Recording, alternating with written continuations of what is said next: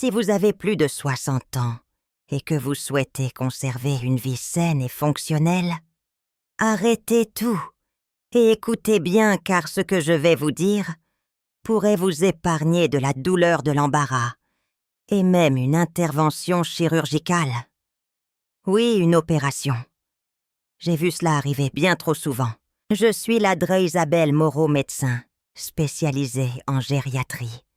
J'ai passé plus de 30 ans à aider des femmes comme vous, des mères, des professionnels, des retraités, à préserver leur santé, à retrouver leur confiance et à protéger ce qui compte le plus, votre dignité, votre indépendance et votre qualité de vie. La plupart des femmes pensent que leurs problèmes de santé intime sont une partie normale du vieillissement. Mais la vérité, c'est que beaucoup de ces problèmes sont causés par de simples erreurs, des erreurs évitables. Et pourtant, je les vois encore chaque semaine dans mon cabinet.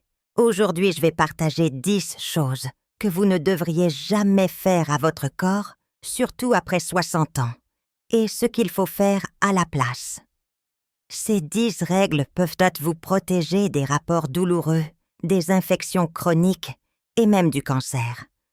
C'est réel, c'est évitable, et assurez-vous de rester avec moi jusqu'au numéro 10, car cette seule erreur est responsable de la destruction de la santé intime de plus de femmes que toute autre chose. Commençons. Avant de nous lancer, si vous n'êtes pas encore abonné, n'hésitez pas à cliquer sur le bouton et à activer la cloche de notification. Je partage des conseils de santé directs et sans détour spécialement conçus pour les femmes de plus de 60 ans. Et si vous trouvez cette vidéo utile, tapez 1 dans les commentaires. Sinon, tapez 0. Je souhaite sincèrement m'améliorer et vous proposer un contenu qui compte pour vous. Très bien, entrons dans le vif du sujet, en commençant par l'un des signes les plus négligés, mais les plus puissants que votre corps vous envoie à votre confort. Cela pourrait vous surprendre, mais votre santé vaginale ne concerne pas seulement la sexualité. Elle concerne votre survie. C'est souvent le premier signal que quelque chose de plus profond ne va pas dans votre corps, en particulier avec votre cœur et vos vaisseaux sanguins. Analysons cela. 1. N'ignorez jamais la sécheresse vaginale ou les rapports douloureux. Laissez-moi vous dire quelque chose que j'aurais aimé que plus de femmes entendent plus tôt dans leur vie. Votre santé vaginale ne concerne pas seulement la sexualité. C'est un signe vital tout comme votre tension artérielle, votre vue ou votre rythme cardiaque. La façon dont votre corps se comporte, c'est votre corps qui vous parle. Et quand vous avez plus de 60 ans, ce message peut être une question de vie ou de mort. J'ai eu des patientes qui entraient dans mon cabinet en pensant que les rapports sexuels douloureux faisaient simplement partie du vieillissement. Elles en riaient ou haussaient les épaules en disant « Docteur, ce n'est plus ce que c'était. » Mais lorsque nous faisions des analyses, nous trouvions souvent quelque chose de plus profond, des déséquilibres hormonaux, une mauvaise circulation, voire des problèmes cardiaques non diagnostiqués. En fait, des études montrent que les changements dans la santé des tissus vaginaux peuvent être liés aux mêmes problèmes vasculaires qui mènent à une crise cardiaque. Pensez-y. Votre corps pourrait vous donner un avertissement que votre cœur n'a pas encore formulé. Une femme que je n'oublierai jamais, appelons-la Suzanne, avait un peu plus de 70 ans. Elle est venue pour un contrôle de routine et a mentionné avec hésitation qu'elle évitait l'intimité depuis environ 1 an parce que c'était trop inconfortable. Nous avons fait quelques tests et en quelques semaines, on lui a diagnostiqué une maladie cardiovasculaire importante. Elle a pu suivre un traitement et elle est toujours là aujourd'hui pour profiter de ses petits-enfants. Elle m'a dit Je pensais être venue pour un problème de chambre à coucher. En fait, mon corps était en train de me sauver la vie. Je veux être claire, un inconfort occasionnel peut arriver. Mais si vous remarquez constamment de la sécheresse des démangeaisons ou des douleurs, ne l'ignorez pas. Il ne s'agit pas d'ego. Il s'agit d'équilibre hormonal, de circulation, de santé des tissus et de bien-être émotionnel. Tous ces systèmes sont connectés à votre santé intime, et si l'un d'eux est déréglé, votre vagin est souvent le premier à le remarquer. La bonne nouvelle, c'est que s'attaquer à ce problème tôt n'améliore pas seulement votre vie sexuelle. Cela pourrait littéralement prolonger votre vie. Alors n'attendez pas que les choses empirent. Parlez à votre médecin. Posez des questions, faites-vous examiner. Il n'est jamais trop tard pour prendre votre santé en main. Car, si un inconfort ignoré peut sembler anodin, ce qu'il essaie de vous dire, pourrait être la chose la plus importante de toutes. Maintenant, que diriez-vous si je vous disais que l'une des menaces les plus dangereuses pour votre santé est quelque chose que les femmes font souvent pour tenter de la réparer? Parlons-en ensuite. Si vous êtes toujours là et que ce message résonne en vous, mettez un 1 dans les commentaires pour que je sache que vous écoutez. Votre participation compte beaucoup. Maintenant, continuons. C'est l'heure du point numéro 2. 2. N'utilisez jamais de produits féminins, non éprouvés, ou de remèdes maison. C'est un sujet difficile à aborder car je sais qu'il vient d'un sentiment de désespoir. J'ai vu de bonnes et intelligentes femmes, des mères, des grands-mères, des épouses, qui ont travaillé dur se tourner vers Internet, tard le soir cherchant des réponses quand les choses cessent de fonctionner comme avant. Quand on se sent diminué, il est tentant d'essayer n'importe quoi, qui promet une solution rapide, des gels douches parfumés, des crèmes de rajeunissement, des suppositoires à base de plantes, tous promettant des miracles sans effort. Mais je suis aise pour vous dire, en tant que personne qui a passé plus de 3 décennies à traiter la santé des femmes, ces raccourcis peuvent avoir des conséquences désastreuses. J'ai un jour soigné une femme approchant les 70 ans, appelons-la Brigitte, qui avait essayé une crème raffermissante trouvée en ligne. Elle était trop gênée pour venir toute de suite. Alors elle a attendu que la brûlure, le gonflement et les pertes deviennent insupportables. Au moment où elle s'est présentée, elle avait une grave brûlure chimique et une infection virulente. C'était déchirant, car sa seule erreur avait été d'essayer de céder. Mais elle a choisi une voie sans conseil, et elle en a payé le prix. Il y a aussi le mythe persistant de la douche vaginale, une pratique qui peut détruire l'équilibre délicat de votre flore vaginale. L'idée est qu'il faut se nettoyer de l'intérieur. Mais j'ai vu ce que cela fait réellement. Cela élimine les bonnes bactéries, vous rendant plus vulnérable aux mycoses, à la vaginose bactérienne et à d'autres problèmes à long terme. Et le pire, la plupart des femmes qui utilisent ces produits ne le disent jamais à personne, pas avant que les dégâts ne soient faits. La vérité, c'est que si quelque chose semble trop beau pour être vrai, surtout en ce qui concerne votre santé intime, c'est probablement le cas. Il n'y a pas de raccourci pour inverser le processus de vieillissement, pas d'herbe secrète qui réparera tout du jour au lendemain, et aucune bouteille provenant d'un site de bien-être ne remplacera jamais les conseils d'un professionnel de la santé qualifié qui se soucie réellement de vous et de votre avenir. Je comprends à quel point on peut se sentir vulnérable. Le silence, la peur, la frustration de vouloir se sentir à nouveau normal. Mais s'il vous plaît, n'échangez pas l'espoir contre le mal. Parlez à quelqu'un, obtenez un diagnostic approprié et résolvons le bon problème de la bonne manière. Parce que la pire chose que vous puissiez faire à votre corps n'est pas seulement de l'ignorer. C'est de penser que vous pouvez le réparer dans le noir seul sans aide réelle. Et en parlant de danger caché, laissez-moi vous demander ceci. À quand remonte la dernière fois que vous avez vraiment prêté attention? Vraiment attention à votre routine quotidienne? Ce que vous ne voyez pas pourrait vous exposer à un risque sérieux. C'est ce que nous allons voir maintenant. 3.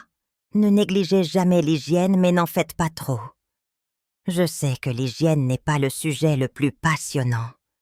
Mais laissez-moi vous dire que j'ai vu plus de problèmes dans ma clinique causés, soit par la négligence, soit par un nettoyage excessif, que vous ne l'imagineriez jamais.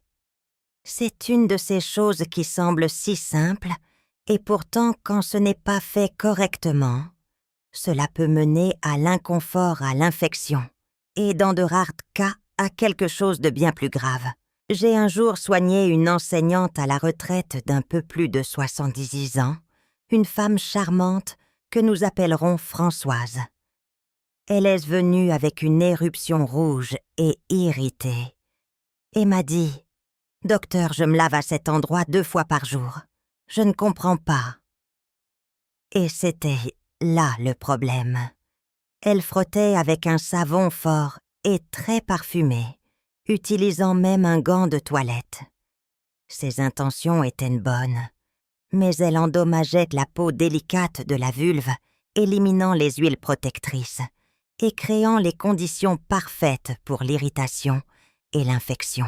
La peau de la vulve est sensible. Elle n'a pas besoin d'être frottée comme une assiette. De l'eau tiède et douce, peut-être un peu de savon doux, et non parfumé sur les zones externes, et une serviette douce pour sécher, en tapotant c'est tout ça ce qu'il faut. Vous ne devriez jamais, au grand jamais faire de douche vaginale ou utiliser des nettoyants à l'intérieur du vagin. C'est un organe auto-nettoyant. Laisser des produits parfumés ou des savons agressifs perturber cet environnement peut entraîner un cycle d'irritation, de sécheresse et d'infection qui peuvent être douloureuses et persistantes. Mais à l'autre extrémité du spectre, il y a des femmes qui évitent de se toucher complètement, souvent par gêne ou par une honte culturelle dépassée. Ce silence, cette réticence à même regarder, est dangereux. J'ai eu des patientes qui ont passé des années sans se rendre compte que quelque chose n'allait pas simplement parce qu'elles n'ont jamais pris le temps de s'inspecter avec un miroir à main. Je ne dis pas qu'il faut être paranoïaque, mais je dis qu'il faut être familière avec son corps. Savoir ce qui est normal. De cette façon, si quelque chose change, une rougeur, un gonflement, une perte, ou même une petite plaie, vous le détecterez tôt, avant que cela ne devienne quelque chose de bien plus sérieux. Votre routine d'hygiène n'a pas besoin d'être compliquée, juste cohérente et respectueuse. Traitez votre corps comme quelque chose qui mérite d'être soigné parce que c'est le cas. Maintenant, imaginez ceci, vous faites tout correctement. Vous nettoyez, vous vérifiez, vous consultez même votre médecin. Mais un jour, vous ressentez une douleur vive ou remarquez du sang là où il ne devrait pas y en avoir. Que faites-vous ensuite? C'est exactement ce dont nous allons parler. Si vous regardez toujours et que ces conseils vous parlent, n'hésitez pas à commenter le chiffre 1 ci-dessous. Cela me permet de savoir que vous êtes là et attentive. Très bien, continuons avec le point numéro 4. 4. Ne sous-estimez jamais une douleur, une grosseur ou un saignement.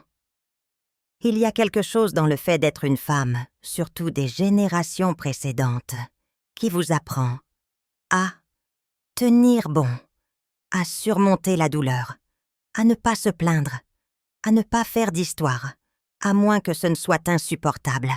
Je comprends vraiment. Mais en ce qui concerne votre santé pelvienne, le silence et le retard peuvent vous coûter plus que votre fierté. Ils peuvent vous coûter la vie.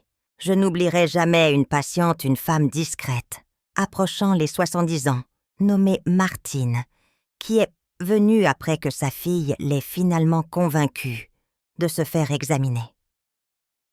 Elle avait remarqué une petite tache qui la démangeait sur sa vulve, des mois plus tôt, peut-être plus longtemps. Mais cela ne faisait pas très mal au début, alors elle l'a ignoré. Avec le temps, elle a grossi. Pourtant, elle a attendu trop gênée, trop effrayée. Quand nous l'avons finalement diagnostiquée, il s'agissait d'un cancer de la vulve à un stade avancé. Nous avons fait tout ce que nous pouvions, mais elle a eu besoin d'une chirurgie qui a changé sa vie à jamais.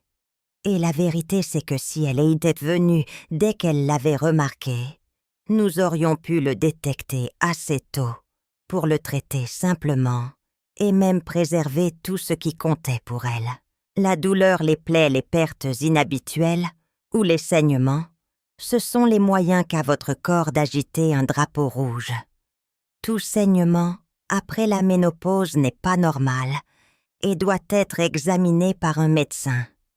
Cela ne signifie pas que c'est toujours un cancer. Parfois, c'est une infection, un problème urinaire ou une atrophie vaginale. Mais si vous voyez du sang, si vous ressentez une brûlure ou un inconfort persistant, ou si vous remarquez une grosseur ou une plaie inhabituelle qui ne guérit pas, n'attendez pas. Ne vous dites pas que ça va passer. Cette voix qui dit « ce n'est probablement rien » n'est pas un médecin. C'est la peur qui porte un masque. Et laissez-moi être clair, aucun bon médecin ne vous jugera d'être venu consulter. Nous avons tout vu, et nous sommes là pour aider, pas pour vous faire honte. Que le symptôme soit nouveau, ancien, ou lié à l'intimité plus tôt, nous le savons. Plus nous avons d'options pour protéger votre santé et votre qualité de vie. Votre corps n'est pas seulement une question d'intimité. C'est une question d'identité, de confiance et de contrôle. Il mérite votre attention et votre action lorsque quelque chose ne va pas. Parce que parfois, la différence entre un traitement mineur et une intervention chirurgicale majeure ne tient qu'à la rapidité avec laquelle vous décrochez le téléphone. Et maintenant que nous avons parlé d'écouter les signaux d'alerte que votre corps vous envoie, changeons de sujet. Et si je vous disais que même lorsque les choses semblent parfaites sur le moment, vous pourriez causer des dommages sans vous en rendre compte? C'est ce que nous allons aborder maintenant. 5. Ne supportez jamais des rapports sexuels inconfortables ou douloureux. Laissez-moi être honnête avec vous. J'ai vu beaucoup de choses dans ma carrière, mais un problème qui touche toujours un point sensible, à la fois physiquement et émotionnellement, est celui des femmes qui endurent des relations sexuelles douloureuses ou dyspareunies. Oui, cela a un nom médical. Et oui, cela arrive plus souvent qu'on ne le pense même, et surtout chez les femmes plus âgées, qui essaient de prouver qu'elles sont toujours la partenaire qu'elles étaient. L'une de mes patientes, une veuve de 64 ans, nommée Marie, qui avait récemment recommencé à fréquenter quelqu'un, est entrée dans mon bureau l'air abattue. Elle a avoué que l'intimité avec son nouveau partenaire était si douloureuse qu'elle devait serrer les dents et tenir bon, ce qui a entraîné de petites déchirures, une infection urinaire et une peur profonde d'être touchée. Cette douleur qu'elle ressentait, c'était son corps qui hurlait « Arrête !» C'était le signe d'une atrophie vaginale, d'un manque de lubrification ou même d'un problème de plancher pelvien. Endurer des rapports douloureux n'est pas seulement effrayant, c'est la recette pour un traumatisme physique et émotionnel. Voici ce que je veux que vous sachiez. La sexualité après 60 ans peut être profondément épanouissante, tant sur le plan physique choc émotionnel. Mais essayer d'avoir des relations sexuelles comme vous le faisiez à 25 ans, sans vous adapter à l'état actuel de votre corps, peut se retourner contre vous. Le manque de lubrification des préliminaires insuffisants, des positions qui causent de la douleur. Un manque de communication, tout cela peut entraîner des blessures. Et lorsque les tissus vaginaux sont plus fins et plus délicats, ils sont plus vulnérables que vous ne le pensez. Vous n'avez pas besoin d'avoir peur, mais vous devez être attentive. La solution n'est pas moins de passion, mais plus de conscience. Utilisez un lubrifiant de bonne qualité et durable. Prenez votre temps. Communiquez avec votre partenaire. Si quelque chose fait mal, arrêtez. Vous n'êtes pas dans une course. Il s'agit de connexion, pas d'endurance. Et rappelez-vous, la qualité de votre intimité s'améliore lorsque vous vous sentez en sécurité, détendue et en confiance, pas lorsque vous dépassez vos limites pour prouver quelque chose. Et pendant que nous parlons de contrôle, ne sous-estimez pas l'importance de protéger la santé de toute votre région pelvienne. Parce que parfois les choses que vous ignorez comme une petite fuite, quand vous riez, sont les signes d'un problème plus important qui nécessite votre attention. Voyons pourquoi votre plancher pelvien pourrait être l'une des choses les plus importantes sur lesquelles se concentrer. 6. N'ignorez jamais votre plancher pelvien. Cela peut sembler un terme technique, mais l'une des façons les plus simples de protéger votre santé en vieillissant est de prêter attention à votre plancher pelvien. Ce sont les muscles qui soutiennent votre vessie, votre utérus et vos intestins. Il y a une raison pour laquelle ils sont au centre de votre corps. Ils sont essentiels au bon fonctionnement. Et pourtant, la plupart des femmes n'y pensent jamais. Je me souviens d'une dame, une enseignante à la retraite de 68 ans, nommée Geneviève, qui est venue me voir pour des fuites urinaires lorsqu'elle toussait ou riait. Elle supposait que c'était simplement une conséquence normale d'avoir eu des enfants et de vieillir. Mais en discutant, elle a également mentionné une sensation de lourdeur et des douleurs dans le bas du dos. Après un examen, nous avons découvert qu'elle avait une légère descente d'organes prolapsus. Elle n'avait aucune idée que cette faiblesse constante pouvait affecter sa posture, sa confiance en elle, et même sa capacité à être active. Maintenant, vous vous demandez peut-être, qu'est-ce que cela a à voir avec la sexualité? Tout. Vos muscles du plancher pelvien sont essentiels pour la sensation et la fonction sexuelle. Lorsque ces muscles sont faibles, cela peut entraîner une diminution des sensations, des douleurs et de l'incontinence pendant l'intimité. Lorsqu'ils sont trop tendus, cela peut causer des douleurs importantes. La vie moderne n'aide pas. Les longues heures assises, le port de charge de manière incorrecte, la toux chronique, et oui, les séquelles de l'accouchement et de la ménopause, tout cela contribue au problème. La solution ne consiste pas à faire des exercices de Kegel à l'infini qui peuvent parfois aggraver les choses. Elle consiste à obtenir une évaluation appropriée.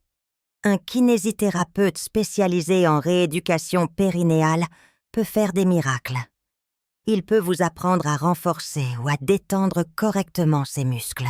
Je sais qu'il est facile de minimiser des petites choses comme une légère fuite en éternuant. Mais les petites choses s'accumulent. Un plancher pelvien affaibli, travaillez contre vous silencieusement, constamment, au fil du temps. Et en parlant de pression, elle ne vient pas toujours de l'extérieur. Parfois, la plus grande menace est la pression que nous nous mettons sur nous-mêmes, dans les moments intimes.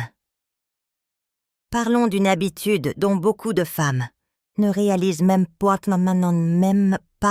qu'elle nuit à leur santé sexuelle. Vous le faites peut-être sans même savoir les dommages que cela cause. 7. N'oubliez jamais votre propre plaisir. C'est un sujet dont on parle rarement, et quand on le fait, c'est généralement avec gêne ou silence. Mais nous devons être honnêtes, car la façon dont vous vous connectez à votre corps lorsque vous êtes seul peut avoir un impact réel sur ses performances avec un partenaire. Et oui, cela inclut la masturbation. J'ai eu une patiente au début de la soixantaine dizaine, appelons-la Nathalie divorcée, depuis des années, et vivant seule. Lors d'une visite de routine, elle s'est finalement ouverte. Elle a dit « Docteur, je ne ressens plus rien pendant les rapports. Mon partenaire essaie, mais ce n'est tout simplement plus pareil. » Nous avons donc commencé à poser les bonnes questions. Ce que nous avons découvert, c'est quelque chose que j'ai vu trop de fois. Elle avait complètement perdu le contact avec ce qui lui procurait du plaisir. Elle supposait que le désir et les sensations avaient disparu pour de bon. Il ne s'agit pas d'une technique spécifique. Il s'agit de déconnexion. Pour de nombreuses femmes, l'excitation et l'orgasme ont toujours été axés sur les actions d'un partenaire. À mesure que notre corps change, les anciennes méthodes peuvent ne plus fonctionner. Si vous cessez d'explorer ce qui vous fait du bien, votre cerveau et vos nerfs peuvent oublier comment réagir. La connexion entre l'esprit et le corps s'affaiblit et vous commencez à croire que vous n'êtes plus une personne sexuelle. La masturbation ne devrait pas être un acte coupable ou précipité. Elle peut faire partie d'une routine saine, surtout en vieillissant. Mais elle doit être douce, attentive et exploratoire. C'est une occasion d'en apprendre davantage sur votre corps qui change. Utilisez du lubrifiant ralentissez. Respirez. Et découvrez ce qui fonctionne pour vous maintenant. Pour la plupart des femmes, la stimulation clitoridienne devient encore plus importante pour l'excitation et l'orgasme après la ménopause. Et s'il vous plaît, ne portez pas de honte à ce sujet. Nous avons grandi dans une culture où les besoins des femmes étaient souvent une pensée secondaire.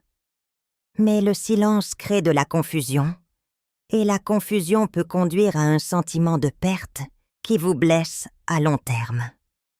La bonne nouvelle, c'est que vous pouvez vous reconnecter à votre corps. Vous pouvez redécouvrir le plaisir, mais cela commence par vous traiter avec soin et curiosité même quand personne ne regarde.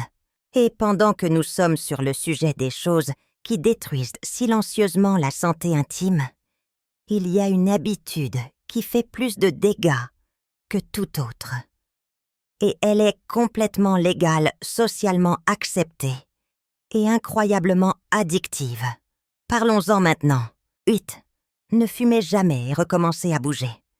Si je ne pouvais donner qu'un seul conseil à chaque femme de plus de 60 ans qui franchit la porte de ma clinique, ce serait celui-ci: arrêter de fumer tout de suite.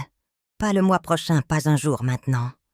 J'ai vu plus de vie, plus de relations, et oui, plus de tissus sains perdus, à cause des cigarettes que de toute autre habitude.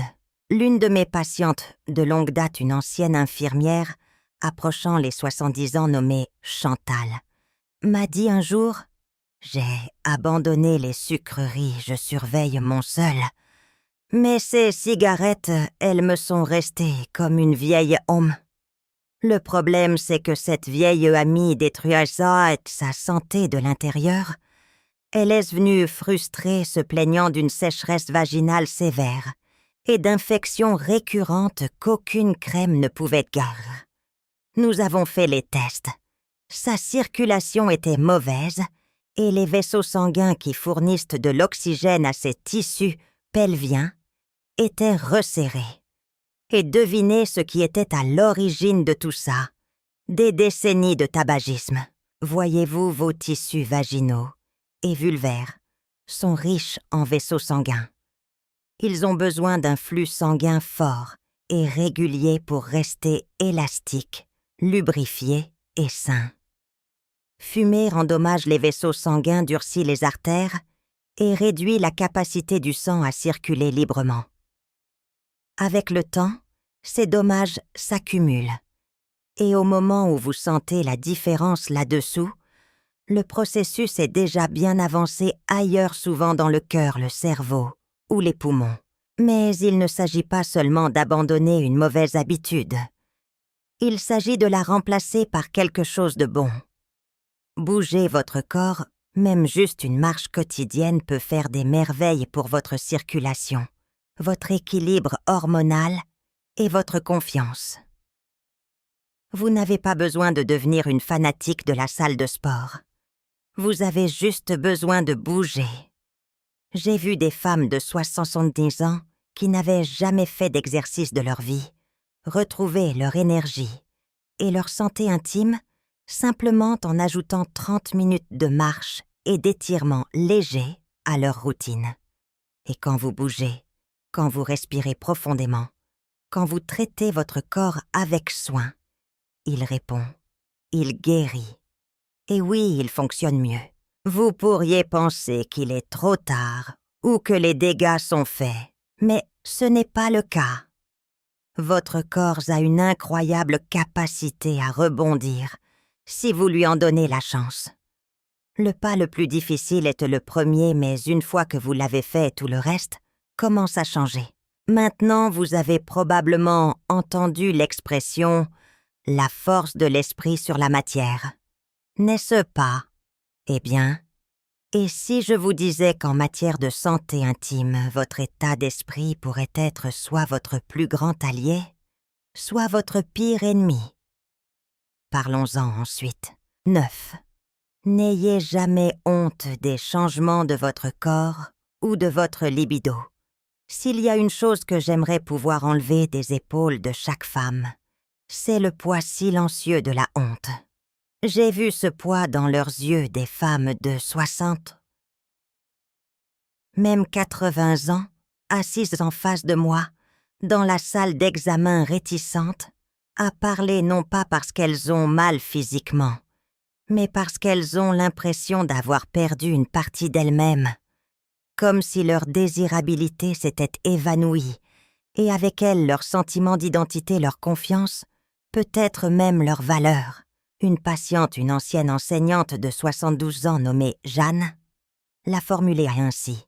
« Docteur, j'ai géré une classe de 30 enfants pendant des années, mais maintenant je ne peux même plus regarder mon mari dans les yeux. » Sa voix s'est brisée en le disant, et je lui ai dit ce que je vais vous dire.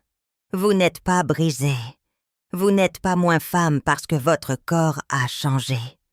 Vous êtes humaine.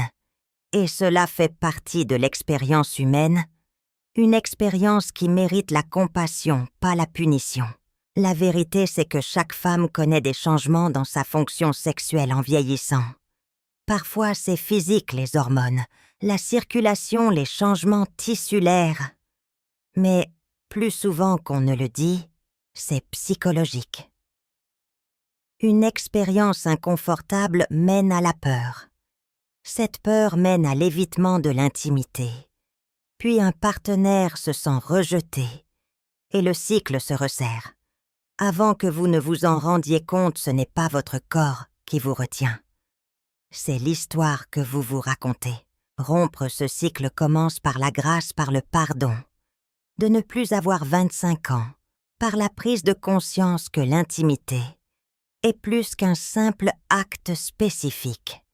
C'est une question de présence, de connexion, de communication.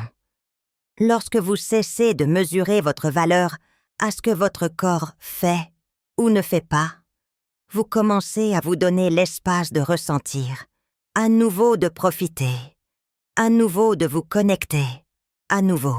Parlez à votre partenaire. Laissez-le entrer dans votre confidence. Et si cela semble trop lourd à porter, seul parlez à un conseiller ou un thérapeute qui comprend la santé des femmes. Vous n'avez pas à souffrir en silence et vous n'avez pas à trouver la solution seule. Maintenant, je veux que vous réfléchissiez à ceci. Qu'arrive-t-il à un muscle qui n'est jamais utilisé? Il s'affaiblit, il rétrécit, il oublie comment fonctionner. Eh bien, le même principe s'applique à vos tissus internes. Alors, qu'est-ce que cela signifie pour votre santé future? Concluons avec quelque chose que chaque femme de plus de 60 ans doit entendre. Dites, ne laissez jamais vos tissus s'atrophier selon le principe « on s'en sert ou on le perd ». Il y a un dicton que vous avez probablement entendu. On s'en sert ou on le perd. Et en ce qui concerne votre santé vaginale, ce n'est pas seulement un cliché, c'est de la science. Je ne peux pas vous dire combien de femmes de plus de 60 ans se sont assises dans mon bureau et ont dit quelque chose comme « Docteur, nous n'avons pas eu de relations intimes depuis longtemps. Ça ne m'intéresse plus vraiment. » Mais ce qu'elles ne réalisent pas, c'est que l'activité sexuelle même en solo n'est pas seulement une question de plaisir. C'est la façon dont votre corps maintient les choses en état de marche. Lorsque le vagin n'est pas stimulé régulièrement, les tissus commencent à changer. Ils peuvent perdre leur élasticité et leur lubrification naturelle, le flux sanguin diminue et les tissus deviennent plus fins, une condition appelée atrophie vaginale. Oui, avec le temps, cela peut entraîner un rétrécissement réel du canal vaginal. Ce n'est pas un mythe ni une exagération, une perte réelle et mesurable de souplesse et de fonction. De plus, votre cerveau commence à réduire votre réponse sexuelle, simplement parce qu'elle n'est plus utilisée. Comme tout système dans votre corps, si vous cessez de lui donner une raison de rester actif, il commence à ralentir. J'ai un jour travaillé avec une femme, approchant les 70 ans. Appelons-la Hélène, qui avait passé près de 2 ans sans aucune activité sexuelle. Elle avait supposé que cela n'avait plus d'importance. Mais quand elle a rencontré quelqu'un de nouveau et a voulu se reconnecter physiquement, c'était extrêmement douloureux. La frustration qu'elle a ressentie n'était pas seulement physique. Elle a frappé sa confiance, son estime de soi, son sentiment de connexion avec la personne qui lui était chère. La vérité, c'est que maintenir une activité sexuelle, que ce soit avec un partenaire ou par la masturbation, joue un rôle dans le maintien de l'oxygénation, de la souplesse et de la santé des tissus vaginaux. C'est comme leur offrir un étirement doux et régulier. Et au-delà de ça, rester connecté à votre propre énergie sensuelle peut aider à maintenir votre sentiment de vitalité, d'intimité et de proximité émotionnelle, en particulier dans les relations à long terme. Il ne s'agit pas de pression pour performer. Il s'agit de la permission de rester engagé avec une partie de vous-même qui ne cesse jamais d'importer quel que soit votre âge. Donc, si vous vous êtes senti vous éloigner de cette partie de votre vie, demandez-vous, est-ce que parce que vous ne le voulez vraiment pas, ou parce que vous vous êtes dit que ce n'était plus permis? Et maintenant que nous avons passé en revue les 10 choses à ne jamais faire, prenons un moment pour parler de ce que vous pouvez faire, dès aujourd'hui, pour protéger votre santé, retrouver votre confiance et continuer à vivre pleinement. Le mot de la fin est un mot que vous ne voulez pas manquer. Dernière réflexion. Si vous êtes arrivé jusqu'ici, je veux prendre un moment pour vous parler, non seulement en tant que médecin, mais en tant que femme qui a traversé ces mêmes saisons de la vie, avec des milliers de patientes, beaucoup d'entre elles comme vous. Des femmes qui ont travaillé dur toute leur vie, élevé des familles, fait face à des revers, et porté silencieusement leurs propres questions, peurs et doutes sur leur corps changeant. Je vous vois. Et plus important encore, je veux que vous sachiez ceci, vous n'êtes pas seul. Et il n'est jamais trop tard pour prendre soin de votre santé, de votre confiance ou de votre qualité de vie. Nous avons couvert beaucoup de choses. Nous avons parlé du fait que la santé vaginale n'est pas seulement une question de sexualité, mais un baromètre de votre santé globale. Nous avons examiné le danger des produits non éprouvés et pourquoi une hygiène appropriée, douce et cohérente peut prévenir de graves problèmes. Nous avons souligné l'importance d'écouter votre corps, surtout quand quelque chose ne semble pas normal, et pourquoi des relations sexuelles confortables et basées sur la communication comptent plus que l'endurance. Nous avons discuté de la façon dont un plancher pelvien sain soutient tout votre corps, comment la connaissance de votre propre plaisir peut transformer l'intimité, et pourquoi fumer est l'une des choses les plus dommageables que vous puissiez faire à vos tissus délicats. Nous avons parlé de la honte de ce doute de soi silencieux et corrosif que tant de femmes portent lorsque les choses cessent de fonctionner comme avant. Et nous avons terminé avec quelque chose qui, je l'espère, restera avec vous. L'importance de rester engagé, de ne pas fermer cette partie de vous-même, simplement parce que vous avez atteint un certain âge. Une leçon de vie de la part du docteur. Votre santé n'est pas quelque chose qui vous arrive en vieillissant. C'est quelque chose que vous construisez et protégez activement chaque jour. Ne laissez pas le silence ou la gêne prendre vos décisions à votre place. Faire ce premier petit pas, prendre un rendez-vous chez le médecin, avoir une conversation honnête avec votre partenaire ou changer une petite habitude est la chose la plus puissante que vous puissiez faire. Vous méritez de vivre une vie pleine, vibrante et confiante à tout âge. Si ce message vous a parlé aujourd'hui, si ne serait-ce qu'une partie vous a fait réfléchir, je vous encourage à prendre un moment et à donner un pouce levé à cette vidéo. Cela me fait savoir que ce genre de conversation honnête et respectueuse sur la santé des femmes est quelque chose que vous appréciez. J'adorerais aussi avoir de vos nouvelles. Laissez un commentaire ci-dessous, que vous ayez une question, une histoire personnelle ou que vous vouliez simplement me faire savoir que vous écoutez. Votre voix compte et c'est un espace pour de vraies conversations. Et si vous connaissez une amie, une sœur ou une partenaire qui pourrait bénéficier de ces conseils, n'hésitez pas à partager ce contenu avec elle.